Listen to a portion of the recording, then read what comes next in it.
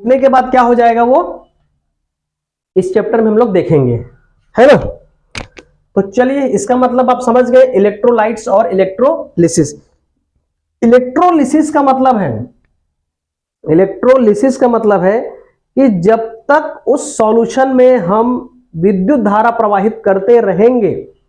Electrolysis का मतलब समझा रहा हूं मैं आपको कि इलेक्ट्रोलिसिस का मतलब क्या हो रहा है कि जब तक उस सॉल्यूशन में आप प्लस और माइनस चार्ज दे रहे हो, प्लस और माइनस चार्ज दे रहे हो, तब तक उसमें क्या होगा, विद्युत का अपघटन होगा। जब तक आप चार्ज दे रहे हो तो उस कंडीशन को कहते हैं क्या, इलेक्ट्रोलिसिस। ठीक है, इलेक्ट्रोलिसिस जब तक उसमें धारा दे रहे हो, विद्युत दे रहे हो, तब तक वो सॉल्यूशन आपका एक्टिव मोड में रहेगा, तब तक वह काम करेगा। तो वो क्या कहलाएगा, हमारा इलेक्ट्रोलिसिस। इलेक्ट्रोलाइट्स का मतलब क्या होता है, टूटना। पिछले वाले चैप्टर में नमक को पानी में डाल दिए तो उसके अणु टूट गए। टूटने के बाद क्या हो रहा है उसको अब इस चैप्टर में हम लोग करेंगे, देखेंगे कि होता क्या है। और क्या देखेंगे हम लोग, फैराडेज के विद्युत अपघटन के नियम। फैराडेज के विद्युत अपघटन के नियम। फैराडे एक साइंटिस्ट है, यहां से मोस्ट आईएमपी क्वेश्चन आता है। फैराडे के विद्युत अपघटन, देखिए इस चैप्टर में ज्यादा कुछ खास टॉपिक नहीं है। एक हमारा इलेक्ट्रोलिसिस है, एक हमारा फैराडेज के विद्युत अपघटन का नियम है, और एक जो है हमारा इलेक्ट्रोकेमिकल सेल है, जिसको हम बोलते हैं क्या, विद्युत रासायनिक सेल। विद्युत रासायनिक सेल, इसके अंदर में हम लोग बहुत सारा चीज पढ़ेंगे, है ना। कौन कौन सा, डेनियल सेल, गैल्वेनिक सेल, ठीक है, जो सेल्स है उसके बारे में पढ़ेंगे। डेनियल सेल किसके किससे मिलकर बना होता है ना, उसमें इलेक्ट्रो करंट देंगे तो क्या इफेक्ट होगा। तो ये पूरा केमिकल रिएक्शन है जो कि हमारा स्ट्रॉन्ग और वीक इलेक्ट्रोलाइट्स के उसके अकॉर्डिंग परफॉर्मेंस करेगा। ठीक है, अभी मैं इसको भी बताऊंगा, स्ट्रॉन्ग इलेक्ट्रोलाइट्स और वीक इलेक्ट्रोलाइट्स और एसिड, बेस और सॉल्ट को कैसे पहचानते हैं, है ना। स्ट्रॉन्ग इलेक्ट्रोलाइट्स को कैसे पहचानेंगे, है ना, वीक इलेक्ट्रोलाइट्स को कैसे पहचानेंगे, प्रबल विद्युत अपघट्य और दुर्बल विद्युत अपघट्य। देखिए इस चैप्टर में जब तक आप प्रबल और दुर्लभ को नहीं पहचान पाओगे तो चैप्टर नहीं बनेगा आपसे, एकदम स्पष्ट बता रहा हूं। क्योंकि आपको पहचानने आना चाहिए, है ना, आपको पहचानने आना चाहिए कि OH है, OH माइनस है तो वो कौन सा होगा, Cl माइनस है तो वो कौन सा होगा, है ना। बार बार यदि फास्फोर आ रहा है तो एसिड होगा कि बेस होगा, ये आपको समझ आना चाहिए। कार्बन कार्बन आ रहा है तो एसिड है कि बेस है, ये आपको क्लियर होना चाहिए। सिलिकॉन है तो एसिड है कि बेस है, ठीक है। अभी हम लोग उसको एकदम डिटेल से देखेंगे। ठीक, मैं यहां पर आपको ये बताना चाह रहा हूं कि इस वाले जो चैप्टर में आपको स्ट्रॉन्ग और वीक पहचानने आना चाहिए। पहचान नहीं पाओगे तो आपसे क्वेश्चन न्यूमेरिकल क्वेश्चन तो बनेगा ही नहीं। ठीक है, तो आपको ये चीज ध्यान रखना पड़ेगा, कितने आयंस प्रोड्यूस हो गए, कितने आयंस प्लस में आ रहे हैं, कितने आयंस नेगेटिव में आ रहे हैं, इसको आपको ध्यान में रखना पड़ेगा। क्लियर है। देन इसके बाद हम ईएमएफ का कॉन्सेप्ट देखेंगे, इलेक्ट्रोमोटिव फोर्स का। फिजिक्स के जैसा हमको यहाँ पर एप्लीकेबल करना है इलेक्ट्रोमोटिव फोर्स। जब टॉपिक आएगा तो बढ़िया डिटेल से बताऊंगा क्योंकि बहुत बड़ा टॉपिक है वो। इसके बाद आता है प्रॉपर्टीज ऑफ इलेक्ट्रोलाइटिक सॉल्यूशन। यहां से भी कई बार भयंकर क्वेश्चन आया है इलेक्ट्रोलाइटिक सॉल्यूशन का, पूरा सॉल्यूशन बेस्ड है। मैंने क्या कहा, जो हमारा सेकंड चैप्टर है सॉल्यूशन, क्या है सॉल्यूशन, उसका पूरा हमको रूप देखने को मिलेगा यहाँ पर, कौन सा, विद्युत रसायन में, इलेक्ट्रोकेमिस्ट्री में।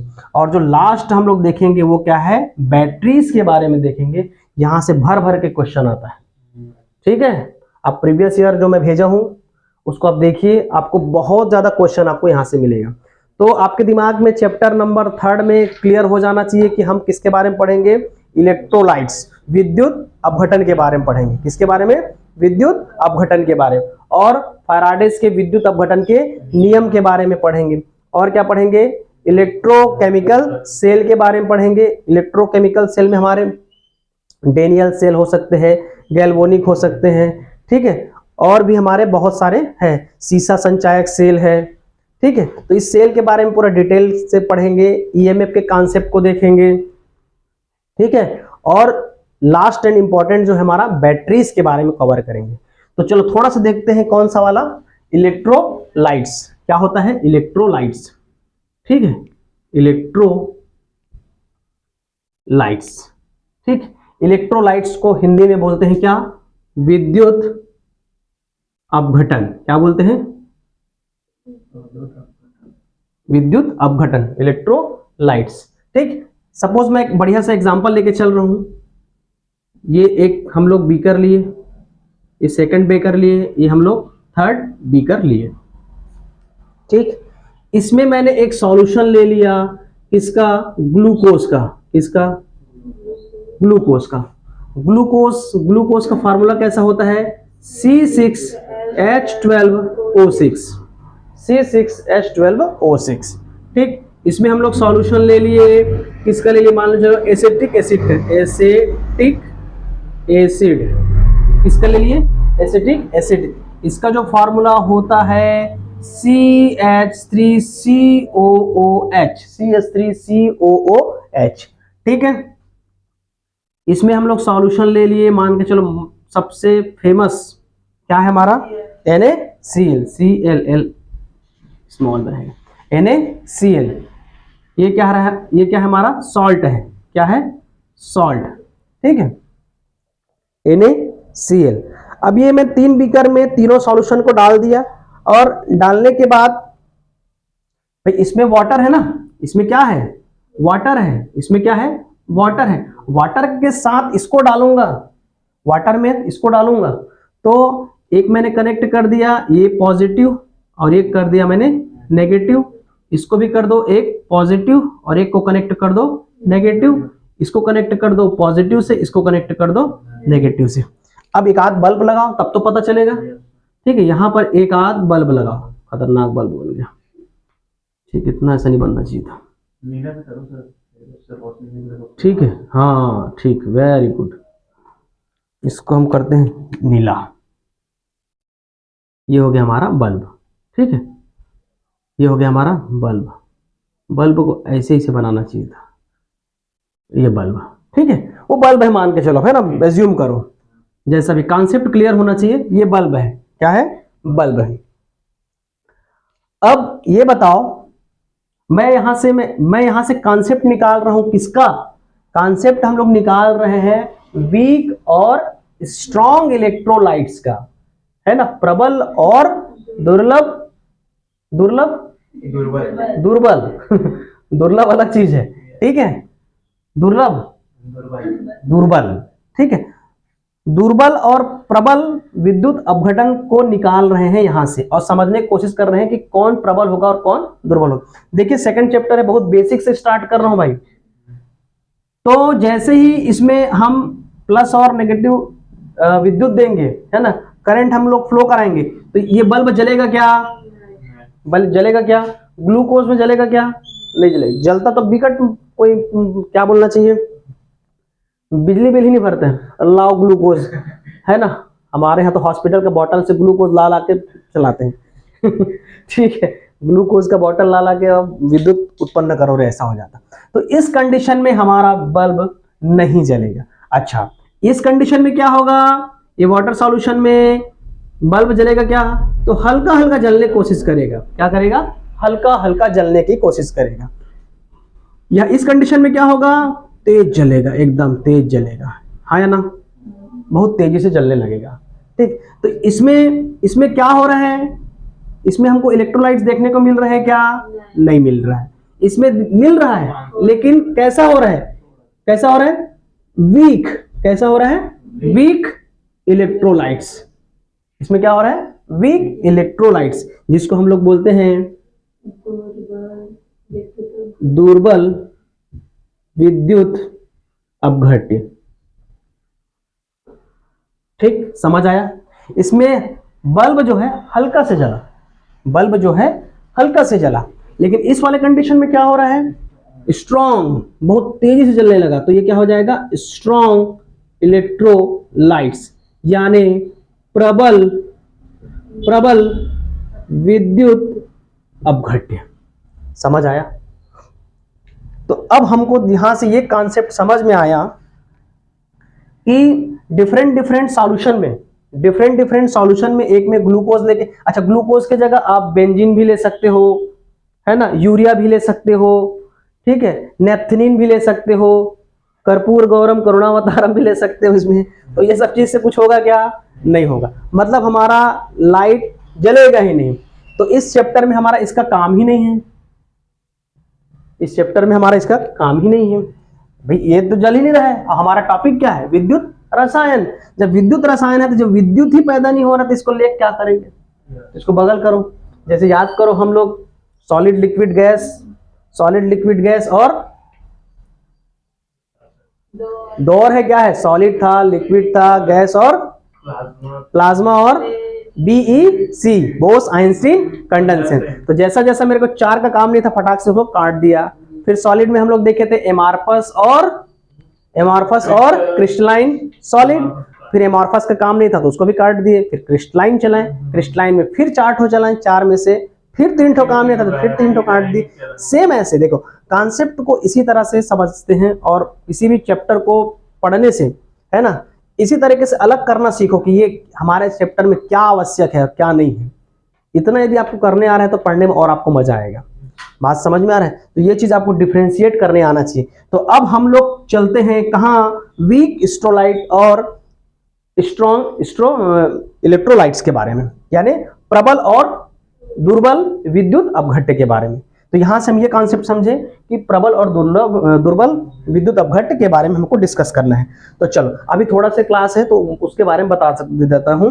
चलो बताइए कौन कौन सा है हमारा, इसको मिटा दूं, इधर का मिटाएं, ये अच्छा दिख रहा है, ठीक है, इसको मिटाता हूं मैं। चलिए एक और हम लोग नाम दे देते हैं किसका? स्ट्रॉन्ग का, स्ट्रॉन्ग इलेक्ट्रोलाइट, और एक हो जाएगा हमारा वीक इलेक्ट्रोलाइट्स। ठीक है, ये क्या हो जाएगा? Weak electrolytes. मेरे को लग रहा है कि पूरा मिटाना पड़ेगा तब आएगा। ठीक है, चलिए एक होता है हमारा स्ट्रॉन्ग इलेक्ट्रोलाइट्स, एक होता है वीक इलेक्ट्रोलाइट्स, ठीक है, और एक हो जाएगा हमारा कौन सा? इसको पहचानने का तरीका देखेंगे, है ना, पहचानने का तरीका देखेंगे कौन सा एसिड है, कौन सा बेस है, कौन सा साल्ट है। चलिए अब बताते जाइए फटाफट। आप क्लास 11th में पढ़े हो इक्विलिब्रियम वाले चैप्टर में, ठीक है। तो स्ट्रॉन्ग का मतलब क्या होता है कि जब उस यौगिक को, है ना, सॉल्यूशन में डालूंगा तो सॉल्यूशन में डालने के बाद वो क्या हो जाता है? पूरी तरह टूट जाता है, पूरी तरह से टूट जाता है, वापस भी नहीं आता है। तो उसको क्या बोलते हैं हम लोग? स्ट्रॉन्ग इलेक्ट्रोलाइट्स, प्रबल विद्युत अपघट्य। क्या बोलते हैं इसको?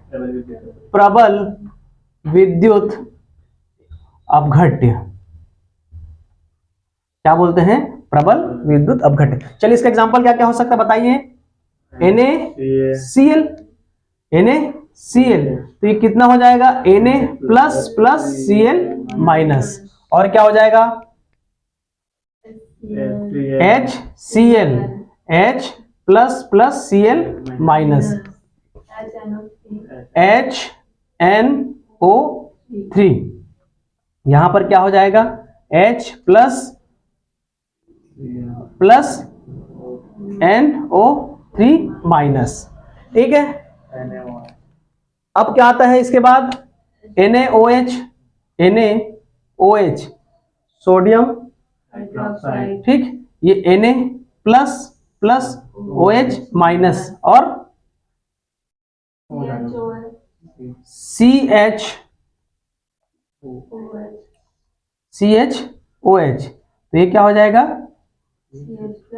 OH माइनस, और क्या है?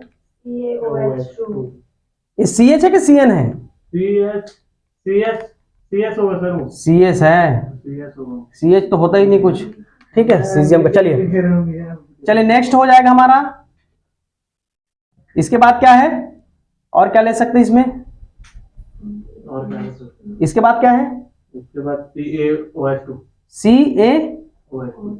CaOH, कैल्शियम प्लस H का 2 प्लस में रहेगा ना, और 2H प्लस माइनस रहेगा। अच्छा ये NaCl इससे थोड़ी आएगा, NaCl यहाँ नहीं आएगा, H2SO4 है ना, 2H plus plus SO4 minus का, लास्ट वाला 2 प्लस माइनस होगा, 2H माइनस ये, हाँ ये माइनस। चलिए अब हमारा सॉल्ट में देखेंगे क्या हो जाएगा, NaCl, तो ये क्या हो जाएगा Na plus plus Cl minus, और क्या हो सकता है AlCl3, हाँ? AlCl3, AlCl3, तो ये क्या हो जाएगा Al प्लस Cl3 माइनस, और क्या है K2SO4, K2SO4 यानी 2K plus plus SO4 minus. ठीक है, तो ये हम लोग देख लिए क्या, स्ट्रॉन्ग इलेक्ट्रोलाइट्स। एक चीज ध्यान रखिएगा, ये तीन को बोलते हैं क्या, एसिड है, क्या है, एसिड है, एसिड यानी अम्ल। इसको बोलते हैं क्या, बेस यानी क्षार, ये क्या है हमारा क्षार, ये क्या है सॉल्ट। ठीक है, पहचानने का तरीका लास्ट में देखेंगे, पहले इसको बना लेते हैं वीक इलेक्ट्रोलाइट्स में। वीक इलेक्ट्रोलाइट्स छोड़ रहा हूं बस, वीक इलेक्ट्रोलाइट्स में बताइए जल्दी क्या होगा, HCN, तो ये क्या हो जाएगा H। अच्छा इसमें एक एरो ऐसे बनाइए कि एक बार जा सकता है और एक बार आ सकता है, इसका मतलब ये है कि वापस इसको यदि इधर लाते हैं तो ये बन सकता है, तो ये क्या है हमारा वीक इलेक्ट्रोलाइट्स, यानी H plus plus Cn minus, और CH3COOH, एसिटिक एसिड CH3COOH, इसको इधर जाएगा और इधर भी आएगा, यदि इसके कंपोनेंट को पानी से वापस निकालोगे है ना, थोड़ा भी कुछ उसमें रिएक्शन हो तो वापस इसमें आ जाएगा, तो ये क्या हो जाएगा CH3COO माइनस प्लस H। ठीक है ना, और कौन सा है, हाँ H3PO4, ठीक, ये क्या हो जाएगा 3H plus plus PO4 3 minus, और क्या हो जाएगा NH4, ये हमारा क्या है एक्चुअल में, ये एसिड है। ठीक है, इसके बाद देखेंगे कि हमारा बेस, बेस में क्या आ जाएगा NH4OH। ठीक, तो ये क्या हो जाएगा NH4 plus plus OH minus. Next हाँ COOH3। ठीक है, तो ये क्या हो जाएगा CO plus plus OH3 minus. ठीक है, यहां तक क्लियर है। एक और AlOH3, यहां पर क्या लिए थे AlCl, यहां पर क्या ले रहे हैं AlOH3 है, ये ऐसे लेना था इसको ब्रैकेट, तो ये क्या हो जाएगा Al, ये 3 प्लस होगा ना, 3Al plus plus OH3 minus. ठीक है, तो ये क्या हो जाएगा हमारा, ये तीनों क्या है बेस है, बेस मतलब क्षार, ये क्या है हमारा अम्ल। तो स्ट्रॉन्ग इलेक्ट्रोलाइट्स और वीक इलेक्ट्रोलाइट्स का हम लोग, इसके बारे में जब तक पता नहीं होगा तब तक ये चैप्टर आपको क्लियर नहीं होगा एकदम स्पष्ट। और भी है बहुत सारे, ये तो कुछ सिलेक्टेड यहाँ पर हम लोग लिखे हैं, और भी आपके बुक में बहुत सारे, उसको आप लोग करिएगा। ठीक है, तो सबसे बड़ा दिक्कत कब आता है पता है, हमको एसिड और बेस छांटने में दिक्कत होता है, कौन सा एसिड है और कौन सा बेस है, उस समय दिक्कत होता है। तो पहचानने का तरीका आप लोग ध्यान रखिएगा जैसे एसिड की बात करेंगे, किसकी बात करेंगे? एसिड की। तो एसिड में क्या क्या होना चाहिए हमारे पास? एक तो कार्बन होना चाहिए, कार्बन है तब आप क्या जान जाओगे कि एसिड है, और फास्फर है तो आप जान जाओगे, ठीक, और एसआई यानी सिलिकॉन है तो आप जान जाओगे क्या है? एसिड है। और क्या हो सकता है? इसके बाद बेस को देखो, बेस को कैसे पहचानोगे आप? डी ब्लॉक होगा। इसमें ना एक्चुअल में डी ब्लॉक के जितने एलिमेंट है उसको ले सकते हो। डी ब्लॉक क्या है? डी ब्लॉक के जितने भी एलिमेंट्स हैं वो किस में आता है? बेस। उसको और पढ़ते रहिएगा, ठीक है। और साल्ट का तो जान रहे हो, साल्ट में क्या जानोगे? उसमें क्या होना चाहिए? साल्ट में NH4 और Cl, ठीक है। तो इस तरह से हम लोग जान लिए कि कैसे पहचानते हैं। क्लियर हुआ? एक बार लास्ट इसको और क्लियर करा देता हूं। स्ट्रॉन्ग इलेक्ट्रोलाइट्स का मतलब क्या होता है? ऐसा सॉल्यूशन लेंगे, है ना, जो पानी में जाते ही क्या हो जाएंगे? टूट जाएंगे, वापस ये नहीं बनेगा, तो इसको क्या बोलेंगे? Strong electrolytes. और इलेक्ट्रिसिटी उसमें क्या हो जाएगा? इलेक्ट्रिसिटी की प्रॉपर्टी शो करेगा। लेकिन वीक इलेक्ट्रोलाइट्स में क्या होता है ना, इसको मैं यदि पानी में डालता हूं तो ये तो टूट तो जाएगा, लेकिन जैसे थोड़ा बहुत कुछ ऊपर नीचे हुआ तो फिर से वापस ये बन जाता है, तो क्या हो जाता है? ये वीक इलेक्ट्रोलाइट्स। तो इस तरह से आपका आज एक इंट्रोडक्शन क्लास चैप्टर नंबर 2 का। चलो, थैंक यू क्लास।